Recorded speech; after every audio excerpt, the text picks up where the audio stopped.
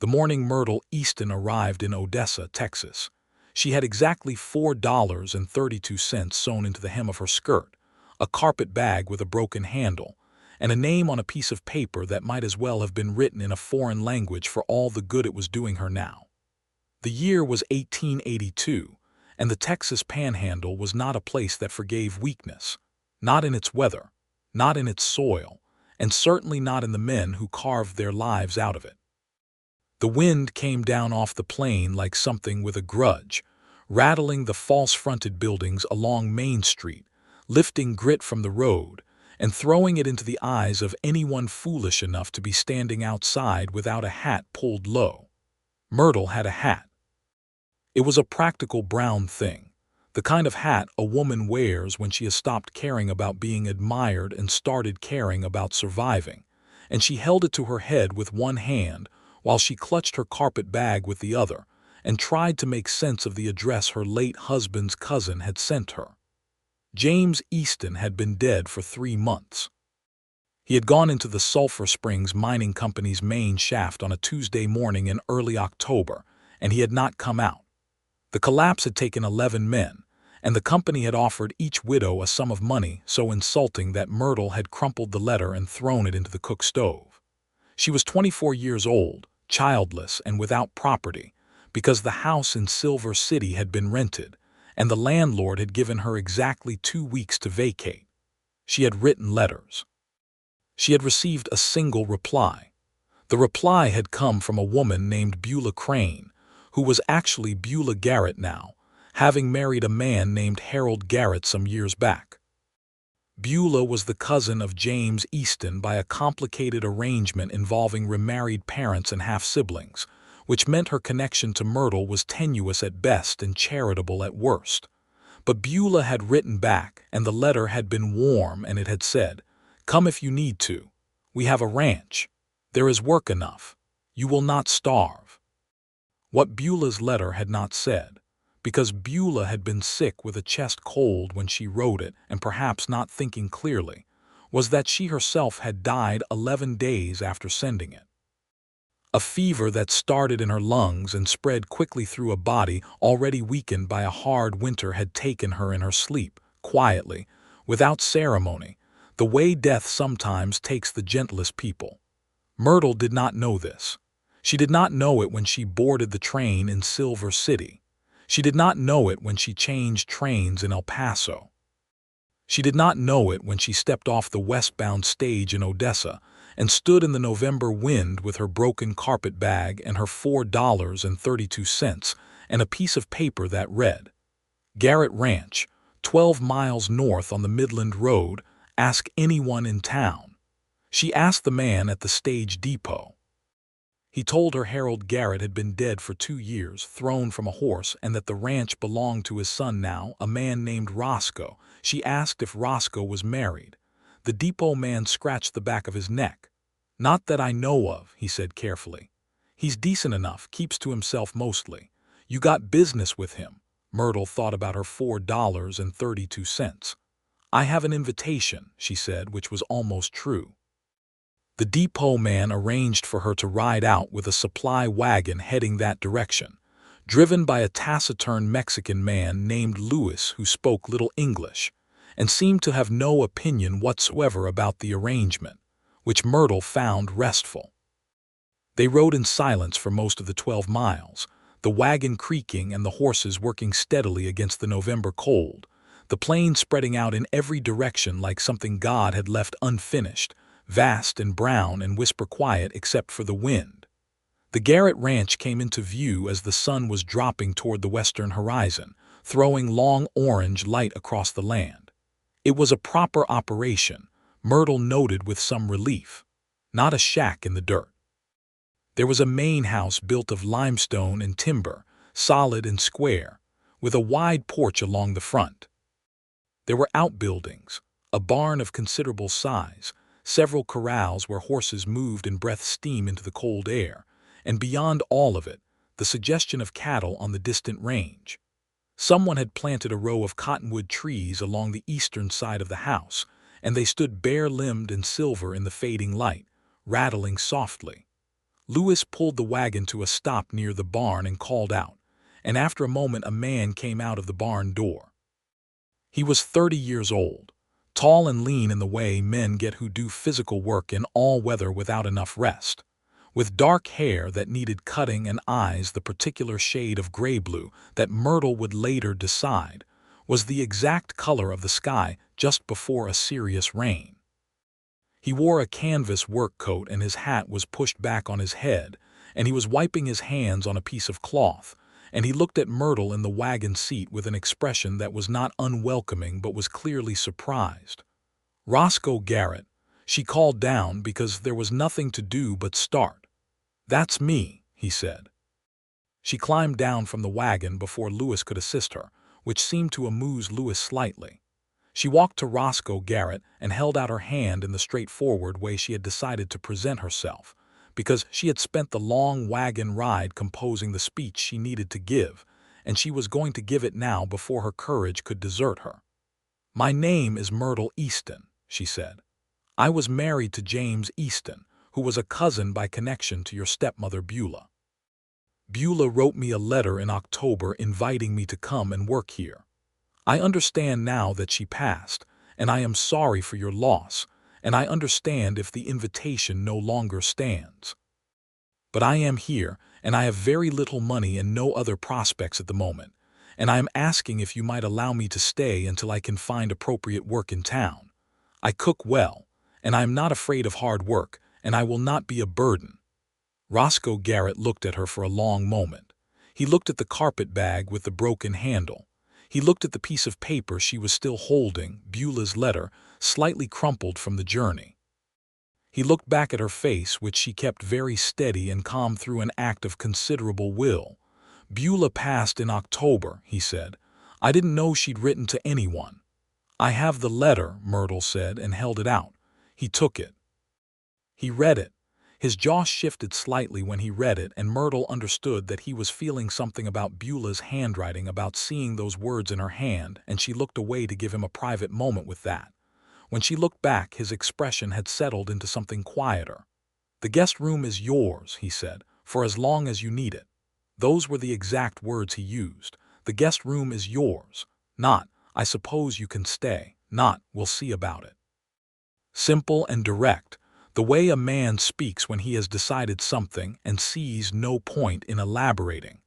Myrtle thanked him and meant it from the bottom of her soul. The guest room was at the back of the house, past the kitchen and through a short hallway with a single window that faced east.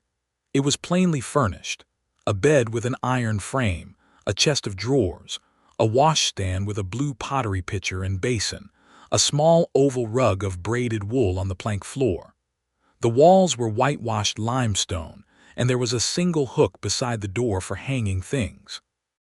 There was no fireplace in the room, which Myrtle noted and filed away as information she would need to manage, because November in West Texas was cold, and the house, solid as it was, did not entirely defeat the wind. She had managed through her first night with the quilt and blanket layered on the bed, and she had woken cold enough that her breath misted in the air above her face. She had dressed quickly and gone to the kitchen, which was warm from the cook stove, and she had started breakfast without waiting to be asked, because that was the arrangement she had proposed, and she intended to hold up her end of it immediately. Roscoe had come into the kitchen and stopped when he smelled coffee, and found it ready and the bacon already in the pan. Something had moved across his face then, quickly, the way feeling moves across the faces of people who do not often let it show, and he had sat down at the table and said thank you without being awkward about it. They had established a rhythm in those first days. Myrtle cooked and cleaned and helped where she could. Roscoe ran the ranch. There were 2 ranch hands: a young man named Pete who was barely 18 and worked with the enthusiastic clumsiness of someone still growing into his body, and an older man named Calhoun who had been with the Garrett operation since Harold's time and who regarded Myrtle with careful neutrality, neither warm nor hostile, simply assessing. There was also a cookhouse for the hands near the barn, so Myrtle's domain was the main house, and that suited everyone. On the second morning she found his coat. She had come out of her room in the dark before sunrise, as was her habit, and nearly walked into it. His heavy canvas duster, the coat he wore for serious cold, was hanging from the hook beside her door. Not inside the room. Just outside on the hook on the other side of the door, positioned so that anyone coming out would see it immediately. She stood looking at it for a moment, still half asleep, trying to understand what she was seeing. She went to the kitchen. Roscoe was already there, though he had not yet started the stove, and he was drinking cold water at the counter and looking out the window at the dark. "Your coat is on my door," she said. "The room gets cold," he said without turning around. "I've been meaning to deal with the insulation on that east wall. Until I do, you should have something warm in the mornings." "I have my woolen wrap," she said. "I know," he said. "Use the coat too." He was not looking at her, and his voice was matter of fact, and she could see nothing in it that was about anything other than practical concern for the comfort of a person sleeping in a cold room in his house. She told herself this. She believed it. She went back and took the coat off the hook and carried it into the room and wore it while she built the kitchen fire, because it was very warm and smelled like cedar and horse and something else she could not name, something that was simply the smell of him, and she was practical enough to use warmth when it was offered. Every morning after that, the coat was there. Not every morning that she overslept and perhaps wouldn't need it. Every cold morning specifically. As November deepened and December crept in with real ferocity, the coat appeared on the hook every single morning without discussion or announcement. On the 3 or 4 mornings that were unseasonably mild, it was not there. On the bitterest mornings, when frost crept up the inside of the window glass, it was there without fail, which meant he was paying attention to the weather, which meant he was thinking about her room, her cold, her mornings, deliberately and consistently in the pre-dawn dark. Myrtle Easton was not a foolish woman. She had learned a great many things in her 24 years, including the hard lesson that a person can love someone who is not right for them, and a person can marry for security and call it love, and eventually not be able to tell the difference anymore. James Easton had not been a cruel man. He had been a distracted man, a man whose eyes were always on something slightly beyond whatever room he was in, and Myrtle had managed their marriage with the quiet competence she brought to everything, loving him as best she could and asking for very little in return. She was not bitter about James. She was not bitter about most things. But she had arrived in Odessa with a very clear understanding of her own situation, which was that she had no money, no land, no family willing to take her in, and no particular beauty that might compensate for those lacks. She was a capable woman of middling prettiness and good sense, and she was going to have to make her own way by means of those things and nothing else. She had not planned to notice Roscoe Garrett in the way she was beginning to notice him. It was inefficient of her. He was quiet in the way the land was quiet, not empty but full of things that required stillness to perceive. He spoke directly when he spoke, and he did not waste words, and he listened when she talked in a way that made her feel the words were actually landing somewhere and being kept. He worked from before sunrise until after dark with a regularity that was almost devotional, and he was not unkind to his animals or his men, and when Pete made a mistake that cost them 2 days of work, he corrected the boy without humiliation, which Myrtle observed from the kitchen window and filed away as something significant. He had meals at the table that she prepared and they talked. Not always. Sometimes they ate in comfortable silence, which Myrtle found she could navigate without anxiety, which was not something she had been able to say about silence with James. But sometimes they talked about the ranch, about the weather, about the price of cattle that was making things difficult for every operation in the region, about the railroad spur that was supposed to come through Midland and what it might mean. And occasionally they talked about other things, about the places they had been, about Beulah, whom he had loved and who had been kind to him when he was a young man still growing into the grief of losing his mother, the first Mrs. Garrett, to typhoid when he was 14. about what it was like to grow up on this land with this much sky. One evening in the second week, they were on the porch after supper. The cold was serious but not brutal that night, and there was a moon so full and bright it was almost alarming, throwing silver light across the plain until you could see for miles. They sat in the two wooden chairs on the porch, and Myrtle had her woolen wrap around her shoulders and was looking at that moon, and she said without planning to say it, "I have never seen so much sky in one place." "Does it bother you?" he asked. "No," she said. "It's a little frightening, but the good kind of frightening. Like standing at the edge of something very large." He was quiet for a moment. "When I was a boy," he said, "I used to think the sky here was a gift that other places didn't get. Then I went to San Antonio for a season and I understood that other places have a different kind of sky, full of things, buildings and trees and people. I couldn't breathe right until I came back." "You never wanted to stay anywhere else?" she asked. "No," he said simply. "This is where I am." She looked at him sitting in the moonlight in his quiet way, and she thought, this is a man who knows himself. She had not met many of those. She turned back to the moon before he could notice that she had been looking at him. In town, twice a week, she would ride in with Lewis on the supply runs. Odessa in 1882 was a rough-edged place, a railroad town growing fast and not always gracefully, with more saloons than churches and a main street that turned to mud in rain and dust in dry, and was never truly comfortable. But there was a mercantile run by a woman named Dorothy Flake who was sharp-minded and organized, and who took an immediate liking to Myrtle. "You're staying at the Garrett place," Dorothy said one morning in early December when Myrtle had come in for flour and salt and a new needle for the sewing. It was not a question. Odessa was small enough that there were no secrets about such things. "I am," Myrtle said. Dorothy looked at her in an appraising way that was not unpleasant. "And how is Roscoe Garrett treating you?" "Very well," Myrtle said. "He's a gentleman." Dorothy made a small sound that contained several opinions. "He's a private man," she said. "Good man, I think, but private.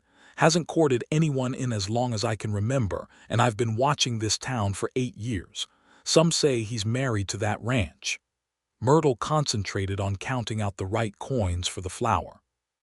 "Some might be right," she said. Dorothy took the coins. "Some might be wrong," she said cheerfully, and moved on to wrap the purchases. On the 15th of December, 3 things happened that changed the careful, quiet arrangement that Myrtle and Roscoe had been maintaining. The first thing was that a man arrived from Silver City. His name was Decker, and he had been a manager at the Sulphur Springs Mining Company, and he rode into the Garrett Ranch yard on a dusty roan horse in the mid-afternoon, looking exactly like a man who has ridden a considerable distance on an unpleasant errand. He asked for Myrtle by name. Roscoe, who was at the corral when the man rode up, sent Pete to fetch her from the house. Myrtle came out onto the porch and looked at Decker, and her stomach went tight because she had not parted on good terms with Sulphur Springs or anyone connected to it. Decker had, it turned out, come with an offer of settlement. The company, it seemed, had reconsidered its position in the wake of some outside pressure, and the settlement amount had been adjusted considerably upward, and they required her signature and her agreement not to pursue any further claims. Roscoe Garrett leaned against the corral fence and listened to all of this without saying a word, but Myrtle was aware of him listening, aware of his presence in a way that was not unpleasant. "How much?" she asked Decker. He told her it was better than the first offer. It was not adequate to what had been taken, but it was enough to change things. It was enough to make her independent if she was careful. She asked for a day to think about it. Decker said he would be at the hotel in town. He rode away, and she stood on the porch and looked at the plain. Roscoe came to stand near her, not beside her exactly, a respectful distance. "You don't have to decide today," he said. "He'll pressure me too," she said. "He can pressure all he likes," Roscoe said. "This is my land and you're my guest, and until you want to talk to him again, he stays in town." She looked at him then, this man who had no particular obligation to her beyond a letter written by a dead woman who had given her a room and warmth and his coat on cold mornings, and she felt something shift in her chest like a stone moving in a riverbed. "Thank you," she said, and then, "I think I'll take the settlement. It's enough to start with." "Start what?" he asked, not demanding, just asking. "I haven't entirely worked that out yet," she admitted. That evening, he did something he had not done before. He knocked on the open doorframe of the kitchen where she was cleaning up after supper and asked if she wanted to sit with him on the porch for a while. Not functionally, not to discuss anything specific, just to sit. She dried her hands and went. The second thing that happened on December 15th was that Calhoun fell ill. Not dramatically, not in a way that required a doctor, but enough that he was down for several days, which left Roscoe and Pete short-handed at the exact worst time, because they had cattle to move and fences to check before the serious winter set in. Myrtle the next morning put on her practical boots and her thickest skirt and went to the barn. "Tell me what I can do," she said to Roscoe, who was saddling his horse in the early morning cold, the lamp throwing gold shadows on the straw. He turned and looked at her. "You can ride. I rode in Silver City," she said. "I'm not fast and I'm not elegant, but I'm reliable." He looked at her for another moment, and then he went to the far stall and brought out a brown mare named Clara who had, he said, the disposition of a minister's wife and would not do anything rash under any circumstances. He checked the girth and held the stirrup and helped Myrtle mount with a businesslike efficiency that did not quite disguise the fact that his hand on her boot was very careful. They spent that day and the next two working the fence line together while Pete handled the closer work. It was hard and cold and unglamorous, riding along the barbed wire in the December wind, checking posts, pulling wire tight where it had sagged. Myrtle's hands blistered and she did not complain. They ate lunch from the saddlebags, hard biscuits and dried beef, sitting on their horses or crouching near the fence posts, and they talked in the intermittent way of people doing physical work together in bursts when the task allowed.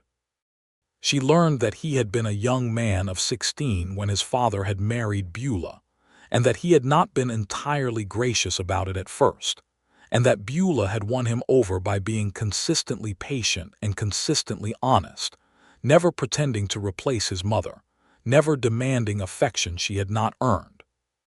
He learned that Myrtle had grown up in Missouri, the third of 5 children, the family in modest but respectable circumstances, her father a schoolteacher and her mother, a woman of considerable organizational capacity, who had managed the household and 4 other people's households by what seemed like pure force of personality. He laughed at that, a real laugh that he did not appear to be entirely expecting. She had not heard him laugh before that. It was a good laugh, not performed, just real, and it changed his face in a way that she stored in some part of her memory that was not under her conscious control. The third thing that happened on December 15th, though its effects played out over several weeks, was the letter she received from her older sister Marjorie in Missouri, which arrived with the mail Lewis brought back from town. Marjorie had heard from their mother, who had heard from someone, that Myrtle was living on a ranch with an unmarried man, and the letter was not unkind, but it was pointed. It asked questions. It expressed concern about propriety. It suggested, gently, that if there was not a practical arrangement being formed, Myrtle should consider her reputation and her future with some urgency. Myrtle read the letter 3 times and then set it down and looked at the eastern wall of the guest room for a long while. She was not naive. She knew what Marjorie was getting at. The West was different from Missouri in many respects, but people were people everywhere, and a widow living in an unmarried man's house, however practically it had come about, however genuine the circumstances, was a subject of conversation among those who felt they had a right to one. She had not let herself think about this because she had been surviving first, and she had been busy second, and she admitted to herself now with some difficulty, actively avoiding the thinking because she did not entirely trust what the thinking might reveal. She thought about it now. She thought about the coat on the door every cold morning. She thought about the way he listened. She thought about the laugh. She thought about his hand on her boot, careful. She thought about what Dorothy Flake had said. Some might be wrong. She thought about what she wanted, which was something she had not given herself the particular freedom to consider in a very long time. She wanted to stay. Not because she had nowhere else to go, because the settlement money changed that. She could go somewhere now. She wanted to stay because this room, this plane, this cold and enormous sky, this man who said the guest room is yours with the same directness he brought to everything, had become in a very short time something that felt, terrifyingly and inexplicably, like a place she belonged. She folded Marjorie's letter and put it in the chest of drawers and went to make supper. Christmas came to the Garrett ranch with a quietness that Myrtle found she loved. There was no elaborate celebration, because that was not Roscoe's way. But there was a small pine tree that Pete dragged in from somewhere and set up in the corner of the main room, clearly embarrassed to have done it but doing it anyway. And there was a good supper with a roasted chicken that had been earmarked for the occasion. Calhoun, recovered now, ate with them at the main house that evening along with Pete, and there was whiskey for the men and cider for Myrtle, and they played cards after dinner, and someone, Calhoun, had a harmonica, which he played badly but with great enthusiasm. Myrtle had made gifts. She had used some of her settlement money, not much, a small amount with care. She had gotten Pete a new pair of work gloves from the mercantile, because she had seen him rubbing his chapped hands in the cold. She had gotten Calhoun a new tin of the tobacco he favored. For Roscoe, she had made something herself, because she was better at making than buying, and because she had wanted the thing she gave him to cost something of herself. She had spent 3 evenings after supper embroidering a set of initials onto a good handkerchief she had hemmed from a piece of clean white linen, R.G., in dark blue thread, careful and even. It was a small thing. She had been afraid it was too personal. She had almost given him a pair of work gloves too, and kept the handkerchief for herself as a private exercise in feeling that would go unreferenced. She gave him the handkerchief. He opened it and looked at it for a moment, his thumb moving over the initials. Then he looked at her with an expression that she could not entirely decode, but that made her heart move in her chest. "You made this," he said. "Yes," she said. He folded it carefully and put it in his breast pocket, and that was that. And then Calhoun played 3 more bad songs on the harmonica, and Pete won 2 hands of cards in a row, and the evening went on, warm and ordinary and, Myrtle thought, just about perfect. New Year's brought a cold snap of real severity, the worst of the season so far. The temperature dropped brutally in the night, and by morning there was ice on the inside of the window glass in the guest room, and Myrtle could not feel her feet when she woke. She got up and reached for the door hook out of reflex, and the coat was there, heavy and warm, and she pressed her face into it for just a moment before she put it on and went to start the fire. She stood in the kitchen in Roscoe Garrett's coat, her feet on the warm hearthstone, and thought, "I have to say something." She did not say it that morning, or the next. But the thought sat in her like a coal, not burning but warm, keeping itself ready. In January, there were problems with the northern fence line, sections of barbed wire that had been damaged by an unusual ice storm that came through with freezing rain and then hard cold, and Roscoe was out for 3 days dealing with it, coming in after dark exhausted and cold and eating whatever she had kept warm for him, saying little, falling into his bed. She left a pot of coffee on the back of the stove for him, and when he came in each of those 3 nights, she got up and poured it for him and sat with him while he ate, because he was tired, and eating alone when you're that tired is a bleak thing, and she did not want him to be bleak. On the 3rd night, at the kitchen table, with the wind working at the corners of the house and the stove radiating heat and the lamp low, he looked at her across the table and said, "You don't have to stay up for me." "I know," she said. "You've been doing it every night." "Yes," she said. He looked at her steadily. The tiredness was in his face, but his eyes were clear. "Why?" he asked. It was a direct question. He was a direct man. She gave him a direct answer because it was the right kind and because she had been working up to it, and because she was 24 years old and had already spent too much time in her life not saying the things she meant. "Because I've started to care considerably about your well-being," she said, "and I don't see the point in pretending otherwise." The kitchen was very quiet. The stove ticked. The wind moved around the corners of the house. Roscoe Garrett set down his fork. He looked at her with those gray-blue eyes, the color of serious rain, and something was happening in them that she did not know how to read because she did not have enough reference for what his full feeling looked like. She had only ever seen pieces of it.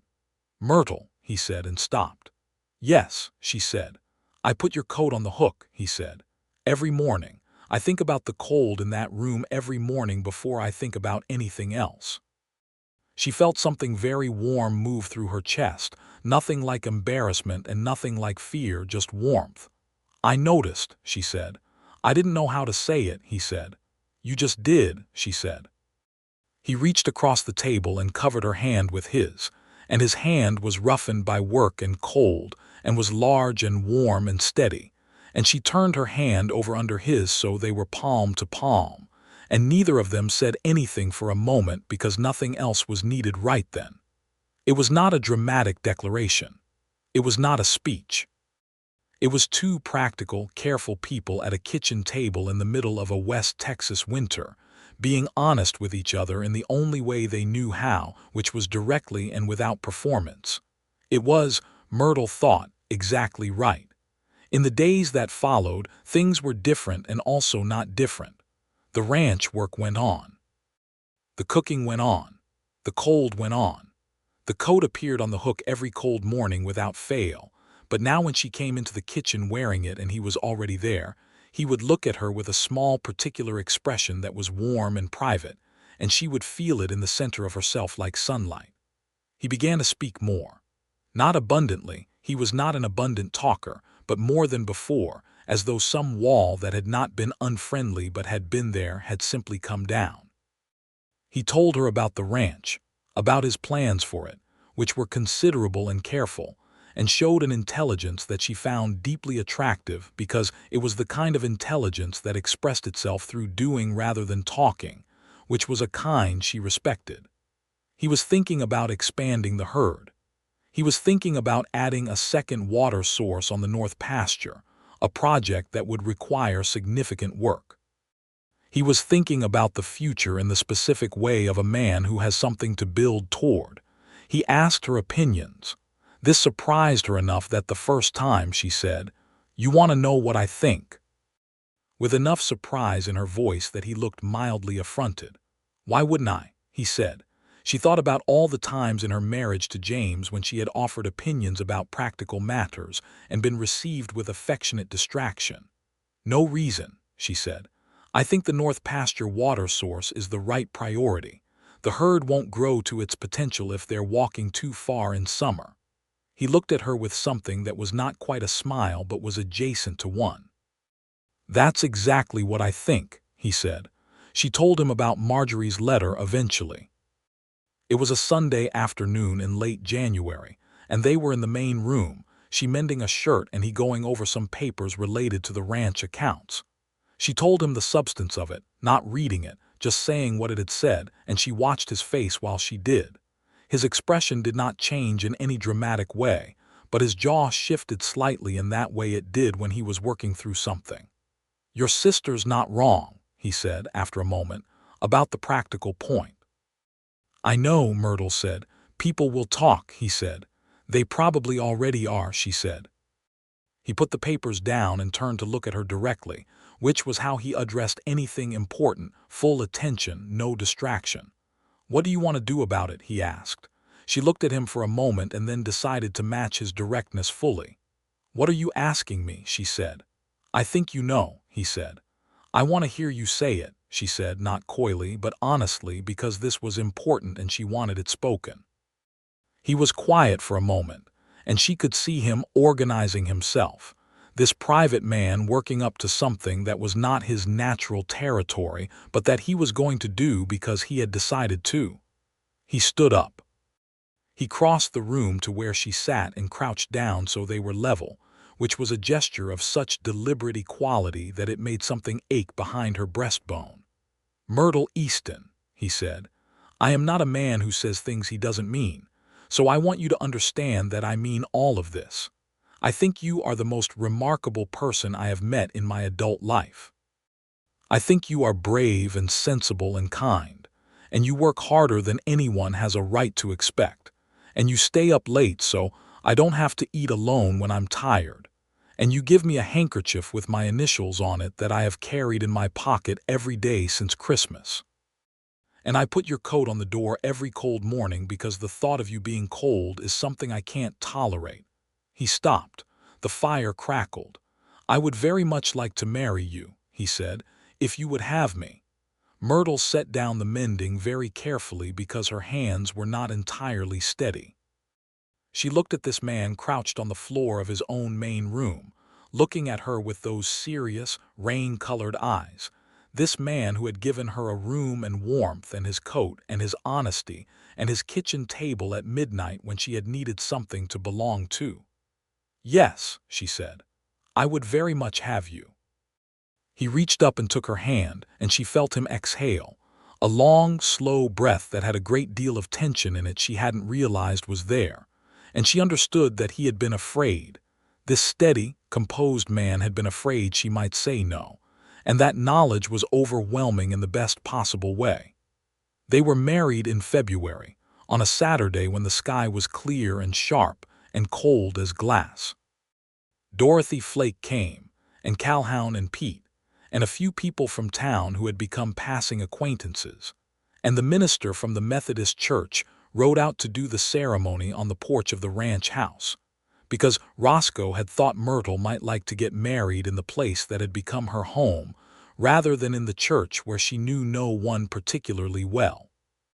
She wore the best dress she had, a deep blue wool that she had let out at the hem and retrimmed with some ribbon from Dorothy's mercantile, and she carried a few sprigs of dried lavender because there was nothing blooming in February in West Texas and she didn't need flowers.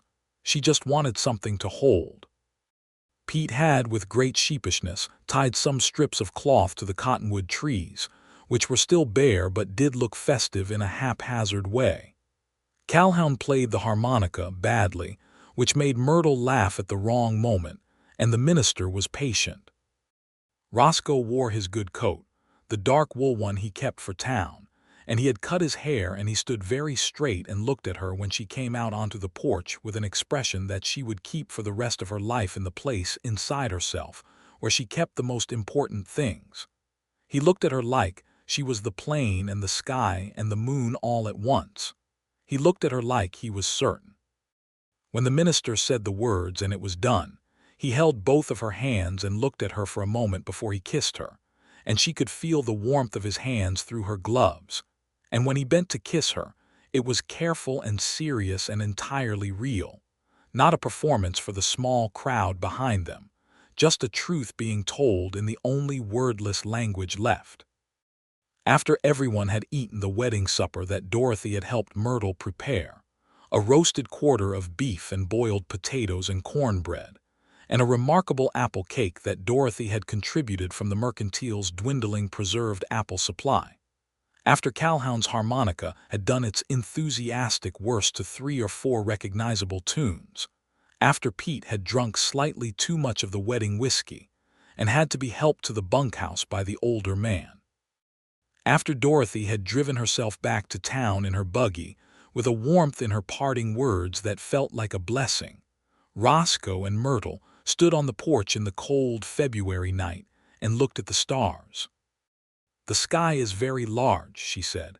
"Yes," he said. He put his arm around her shoulders and she leaned against his side, and they stood there in the cold looking at the sky for a long while, warm against each other, the stars brilliant and cold and innumerable above the enormous plain. "I am not going to be cold in the mornings any more," she said. "No," he agreed. "You are not." She looked up at him. "You can put the coat somewhere else now."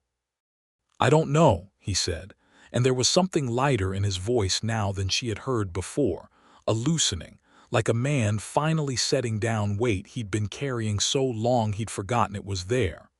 "I've gotten into the habit." "You're keeping it," she said. "I'm keeping it," he agreed and bent and kissed the top of her head. March came in and changed the ranch.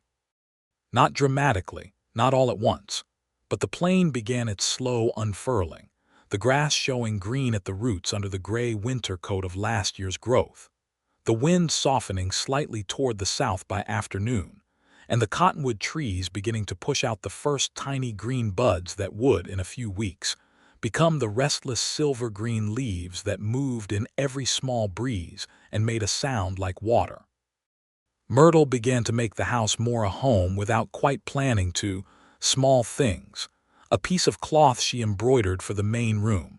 A kitchen garden she started to plan on paper during the evenings. Seeds for spring that she ordered from the mercantile catalog. She wrote to Marjorie and told her she was married. Marjorie wrote back with a warmth and relief that was somewhat amusingly in excess of what the situation required. And Myrtle smiled at the letter and put it in the chest of drawers alongside the earlier one. She also began to help Roscoe in a different way with the ranch business, not just cooking and cleaning but actively, going over the account books with him in the evenings, because she had her father's head for numbers, and she caught an error in the spring cattle count that would have cost them a significant amount if they'd taken it to the buyer uncorrected. Roscoe looked at the correction for a long moment. "Where did you learn to read accounts?" he asked. "My father kept the school accounts and I helped him," she said. "And I kept our household books when I was married to James. Would you be willing to take over the account keeping here?" he asked. She felt something warm and particular at being asked, not told, asked. "Yes," she said. "Good," he said. "I hate it," she laughed. He was grinning slightly at his own honesty, and she thought, "This is the life, this is the thing I did not know to want." In April, Lewis brought news from town that had a harder edge. There had been trouble north of Midland, a dispute between a cattle operation and a group of farmers who had come in with wire and plows and were cutting up the open range. It was the kind of trouble that was spreading everywhere across the Texas plains in those years, the hard friction of two ways of using land that could not easily coexist, and it was not always resolving itself peaceably. There had been a fence-cutting incident, and a confrontation that had left a man injured. Roscoe listened to this with the careful attention he brought to anything that might affect the ranch. That evening after supper, he told Myrtle about it in full, which she noted, because James had not done that, had not considered her a person to tell hard things to.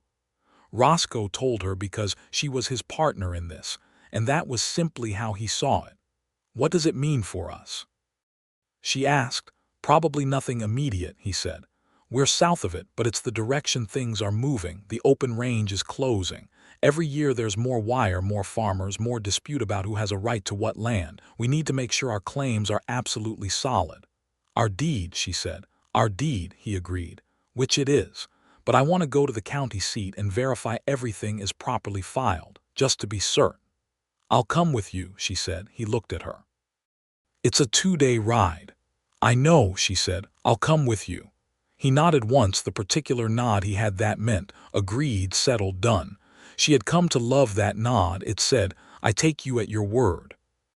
They rode to the county seat together and spent the better part of a day with the land records. And everything was, as Roscoe had believed, in order. And on the way back they spent one night in a small hotel in a town along the route. 2 rooms because it seemed appropriate. And Myrtle lay in her room and could hear him through the thin wall moving around, taking off his boots, settling, and found the nearness of those ordinary sounds extraordinarily comforting. In the morning he knocked on her door before breakfast. She opened it. He had his coat over his arm. He held it out. "It's cold," he said, and there was a quiet warmth in his eyes and something almost like teasing, which was new and delightful from a man who had started out so grave. She took the coat and put it on, and it was warm and smelled like cedar and horse and him, and she laughed at herself for how much she loved it. "You're going to keep doing this forever," she said. "Probably," he said. "Can I take you to breakfast?" By summer, Myrtle was pregnant, which she discovered in a very matter-of-fact way, and which she told Roscoe about one evening in June when they were sitting on the porch watching the fireflies, which were new to this part of the country, and which she found deeply charming. She simply said, "I believe I am expecting." He was very still for a moment, looking out at the plain where the fireflies were doing their small, silent signaling. Then he turned to her with an expression she had never seen on his face before, something open and very young, something that was not restrained or composed or private, just nakedly feeling. "Are you well?" he asked. "Perfectly well," she said. "It's very early, but I wanted to tell you right away." He reached over and took her hand with both of his, the way he had at that kitchen table in January, and held it. "We should get a doctor out to check on you," he said, which was the practical thing, the caring through action thing, which was how he loved. "That would be a good idea," she agreed. They sat holding hands on the porch in the warm June night with the fireflies doing their patient work in the dark, and Myrtle felt such a fullness of contentment that she was almost afraid of it, and then decided to simply be in it rather than afraid of it, which was a practice she was getting better at. "A boy or a girl?" he asked after a while. "Either would be wonderful," she said. "Yes," he agreed, "either would be wonderful." The baby was born in February of 1884, on a morning that was cold but bright, the sun coming up clean and sharp over the eastern plain. He was a boy. He was large and loud and had Roscoe's gray-blue eyes and Myrtle's brown hair, and he was, objectively, the finest thing either of them had ever seen. Roscoe held him in the kitchen, still wearing his coat because he had been outside when things began and had come in running, and he looked down at this small person in his arms with the same open, unguarded expression Myrtle had seen on his face the night she told him she was expecting, that young and undefended look. They named him Thomas, after Myrtle's father, with the middle name Harold, after Roscoe's father. Thomas Harold Garrett made himself known to the world with great confidence from the first morning, and the ranch hands, both Calhoun and Pete, were completely undone by him. Pete in particular, that gangly young man who had grown into himself considerably over the past 2 years, would hold the baby with a concentrating care that was very touching, and Calhoun played the harmonica for Thomas, which seemed, astoundingly, to soothe rather than disturb the infant, suggesting either that Thomas had low standards or that Calhoun had improved. Dorothy Flake rode out from town to see the baby and brought a package of cloth for making things practical and warm, and held Thomas with the competence of a woman who had held many babies, and told Myrtle she looked well. "I am well," Myrtle said, which was true. She was tired in the bone-deep way of early motherhood, but she was well in every way that mattered, deep and fundamental well-being, the kind that comes from having the right life. "He's a good man," Dorothy said, looking toward the door where they could hear Roscoe in the main room talking to the baby in the low, even voice he used, telling Thomas about the North Pasture Water Project as though the infant might have relevant opinions. "He is," Myrtle said. "He's the best man I know." Dorothy nodded with satisfaction, as though she had been right about something for a long time and was pleased to have the confirmation. In the years that followed, the Garrett Ranch grew steadily. The North Pasture water source was built, and the herd expanded as Roscoe had planned, and the railroad spur did come through Midland, which changed the economics of cattle in ways that were both challenging and, ultimately, positive for operations that could adapt quickly, and Roscoe was a man who adapted quickly. Myrtle kept the accounts with an accuracy that Roscoe trusted completely, and she managed the household with the organizational capacity that was her inheritance from her mother. And she planted the kitchen garden that she had planned on paper that first spring and watched it become, over several years, a proper productive garden with herbs and vegetables, and a small section of flowers because she had decided that flowers were not inefficient, they were necessary. Thomas grew up in the way of ranch children, outdoors and capable and comfortable with horses, from before he could probably have been said to have an opinion about it. He had his father's quietness and his mother's directness, a combination that expressed itself in a child who did not speak often but always said something useful when he did. He followed Roscoe around the ranch with the concentration of someone taking notes, and Roscoe taught him everything he knew with a patience that was inexhaustible. Their daughter, Clara, named for the brown mare who had carried Myrtle faithfully through that first hard winter of fence work, was born in 1886. She was smaller than Thomas had been and louder, which did not seem mathematically right, but was simply the truth. Clara had Myrtle's brown hair, and it quickly became clear, her own extraordinary will, which made itself known from approximately the third day when she refused to sleep unless being held by someone specific, and did not accept substitutes, and was not apologetic about any of this. Myrtle recognized something of her mother in Clara and was both proud and slightly braced. Roscoe held Clara on the porch in the spring evenings and talked to her as he had talked to Thomas, about the ranch and the sky and the cattle and the weather, and Clara would stare up at him with complete attention and occasionally grab his nose with considerable force, which he endured without complaint. The coat continued to appear on the door every cold morning. Not on Myrtle's door specifically, because they shared a room now, obviously, but in the mornings when the cold was serious, when the window glass was traced with frost and the floor was cold under bare feet, it would be on the chair beside the bed where Myrtle always reached first, placed there sometime before he got up and went out to start the morning work, because he was always up before her in a way that she had given up contending with. He was simply a man who woke before dawn without effort or complaint. She would put it on over her nightgown and shuffle to the kitchen to build the fire, and when he came in from his early work to find her there in his coat and her hair down and the coffee starting, he would look at her with that particular warm, private expression that she still felt in the center of herself after years of marriage, the same as it had been at the beginning. She kept the handkerchief, by the way, the one with his initials. She kept it in the pocket of her apron, which was not entirely rational since the initials were his, not hers, but she was sentimental about it in the way she allowed herself to be sentimental about things that were important. He had the second handkerchief she had made him, which she had given him on the first anniversary of their marriage, because by then she knew it was a thing he valued, and she wanted to replace the first one which had gotten somewhat worn from being carried daily for a year without being replaced. He kept that one in his breast pocket every day, which she knew because she did the laundry.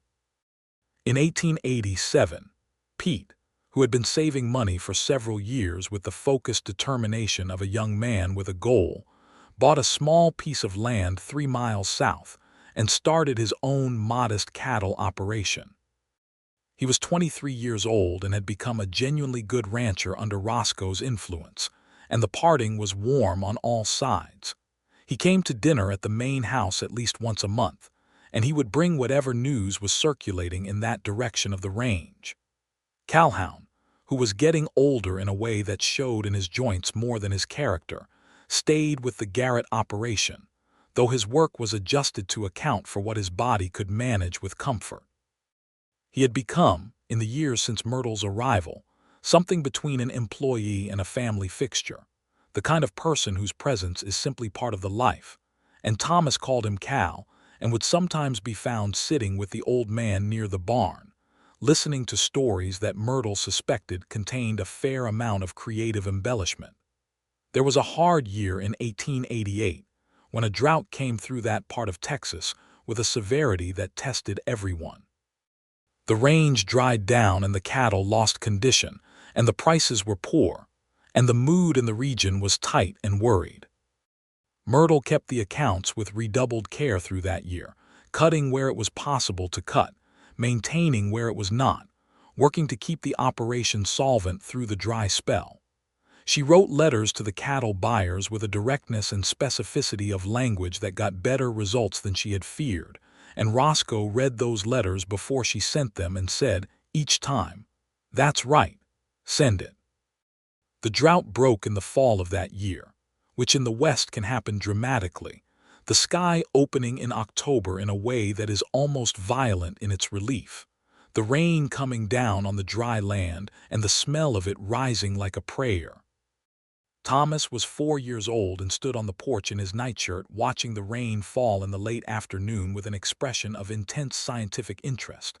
And Clara, who was 2, stood beside him and simply opened her mouth to catch it, which was more her approach to things generally. Roscoe stood behind Myrtle with his arms around her as they watched the children on the porch and the rain coming down on the dry land. "We made it through," she said. "We made it through," he agreed. She felt his arms tighten around her slightly, and she leaned back against him, and the rain came down, and the land began to drink, and the Garrett ranch and the people in it breathed out together. There was a good season in 1889, and in 1890 the herd was at its strongest in the ranch's history.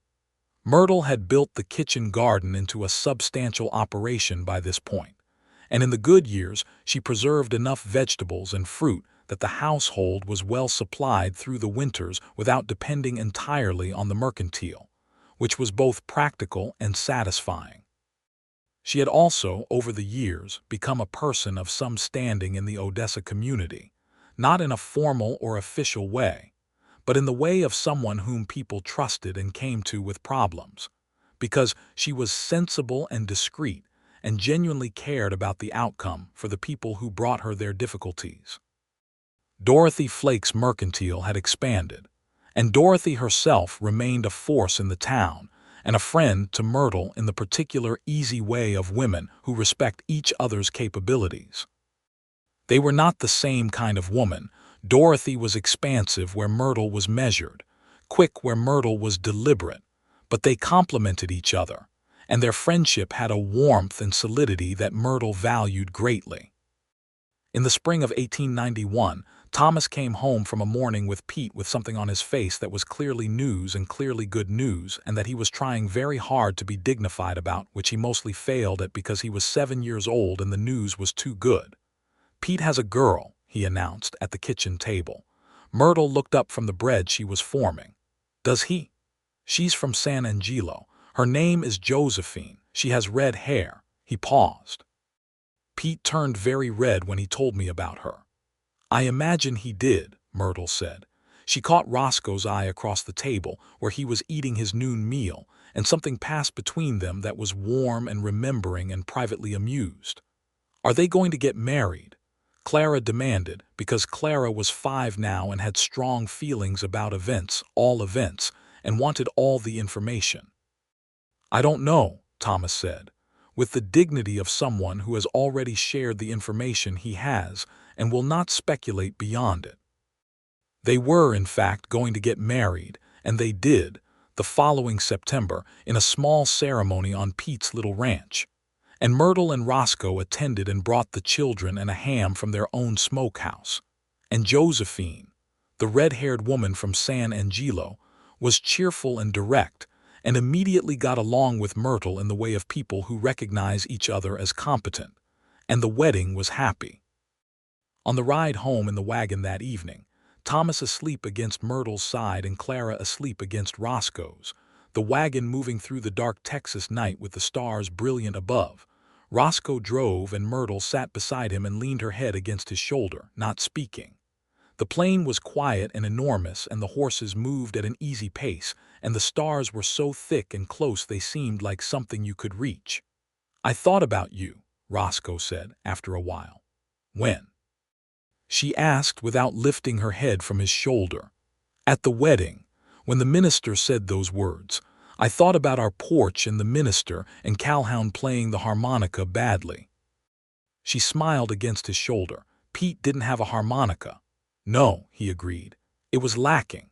She laughed softly, careful not to wake Thomas. "I thought about it too," she said.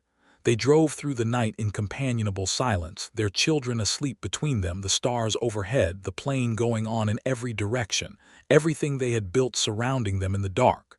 The guest room, Myrtle sometimes thought in the quiet moments of those years, had been where it started. The guest room is yours.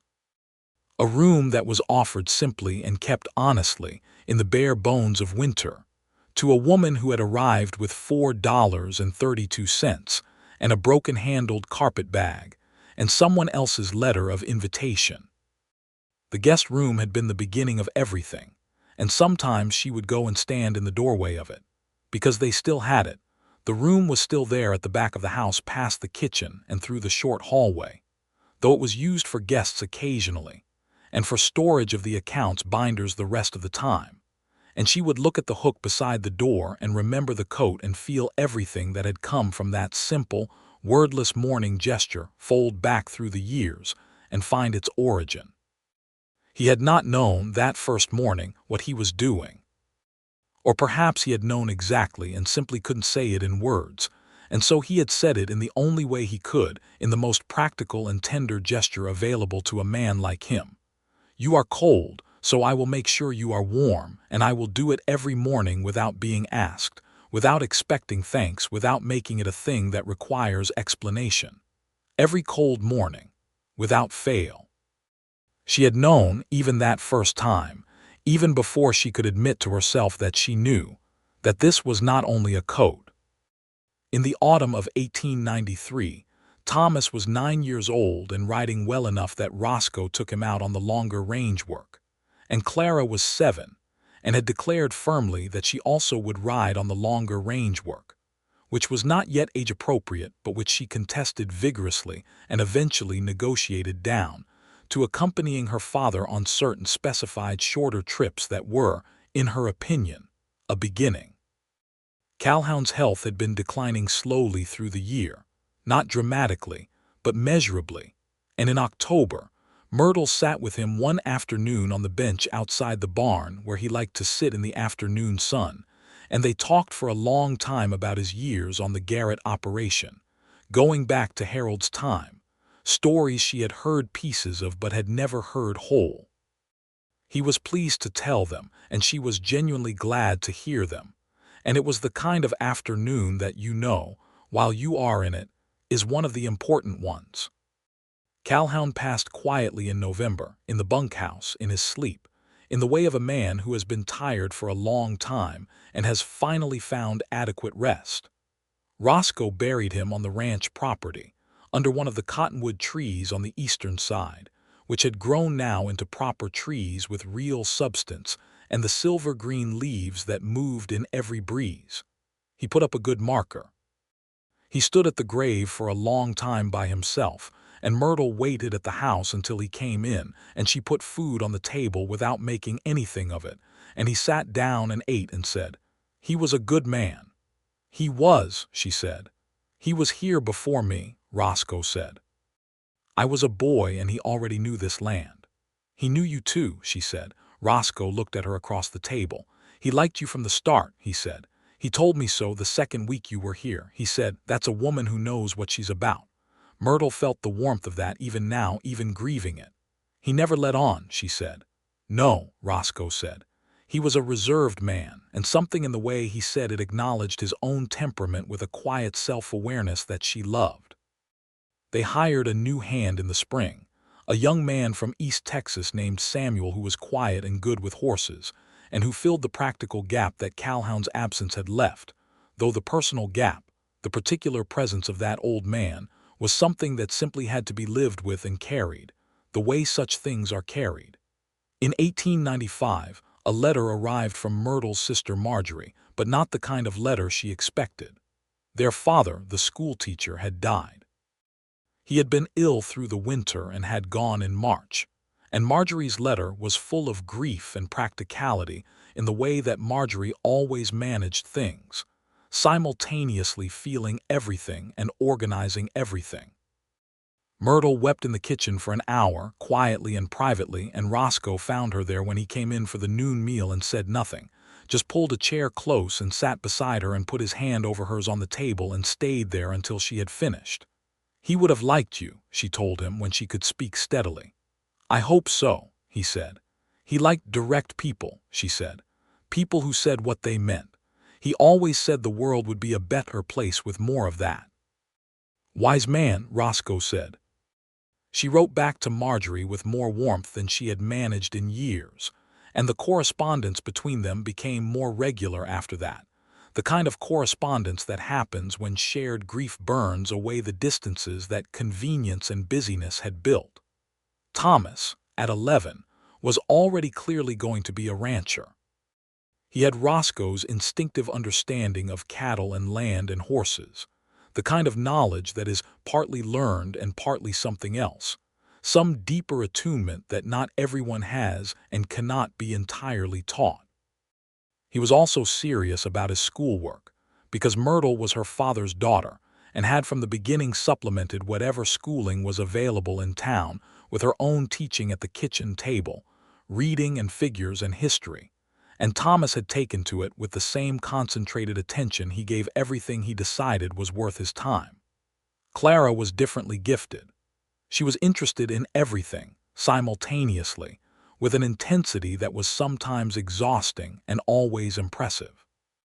She wanted to know how the accounts worked, and why the cattle needed salt licks and what was in the next town, and what was in the book on the high shelf, and whether the cottonwood trees were as old as Calhoun had said they were. She asked questions that neither Roscoe nor Myrtle could always answer, which they had decided to treat as an opportunity rather than a defeat, answering honestly when they didn't know and then, when possible, finding out. One evening in 1896, when Clara was 10 and Thomas was 12, the four of them sat at the dinner table after supper, the lamp burning low, the windows dark against the October night, the stove warm, and they were talking about nothing in particular the way families do when everything good has been said, and what remains is just the comfortable being together. Thomas had said something about the ranch and the future that was more adult than usual, some observation about the changing cattle markets, and Roscoe had answered him as one would answer an adult, seriously, without condescension. Clara watched this and then said, "Papa, when did you know you were going to marry Mama?" The table went quiet in the way it does when a child asks exactly the right question. Roscoe looked at Myrtle. She raised her eyebrows slightly, giving the question to him. He considered it with his usual care.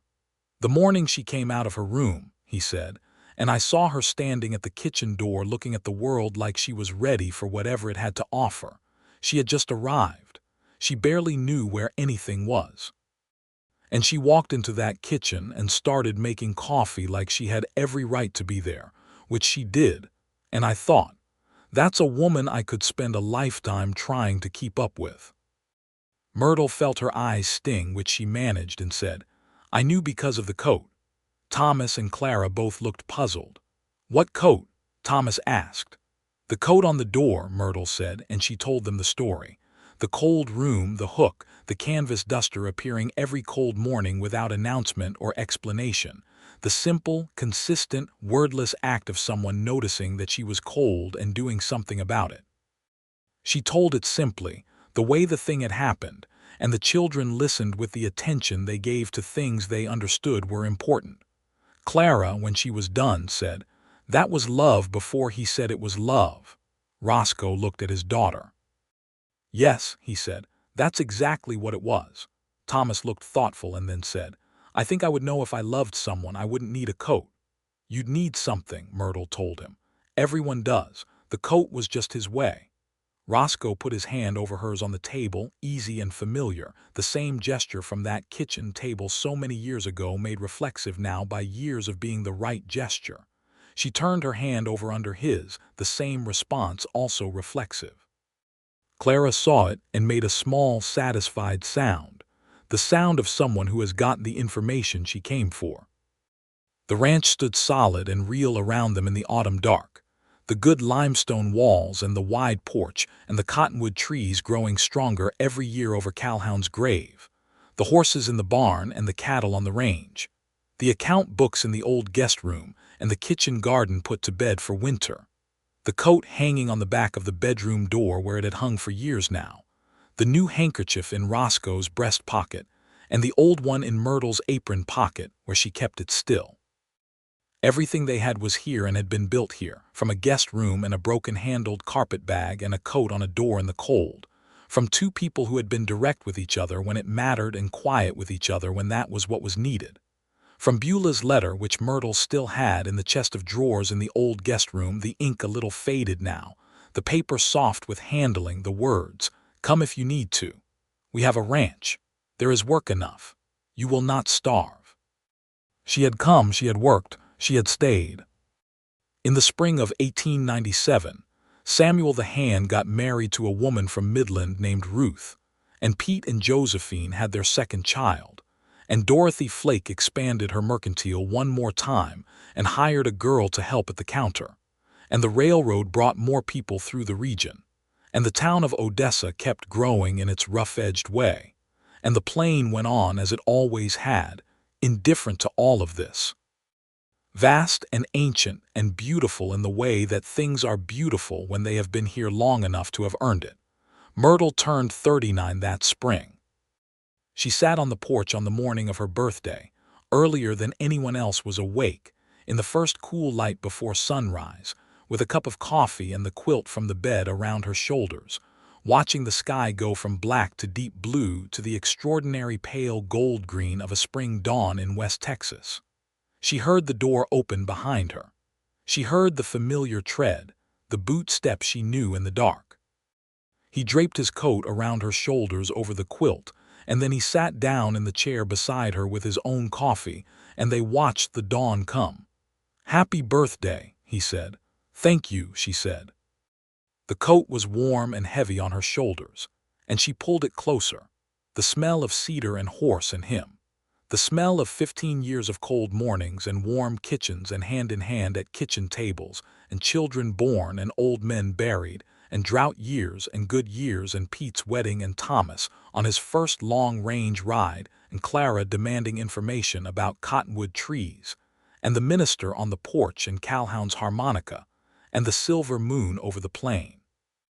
The sun came up and put gold light across everything.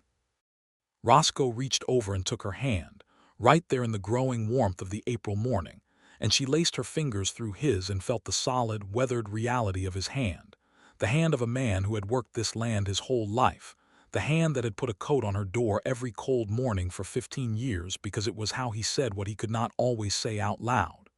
"The sky is very large today," she said. "It is," he said. "The good kind of frightening," she said. He squeezed her hand. "The good kind," he agreed.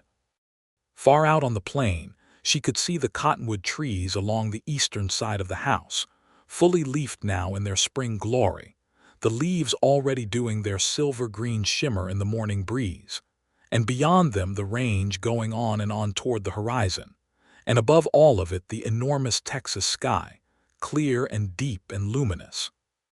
The sky that had seemed impossible to her when she arrived in November of 1882 with her broken carpet bag and her $4.32 and a piece of paper with a stranger's name on it.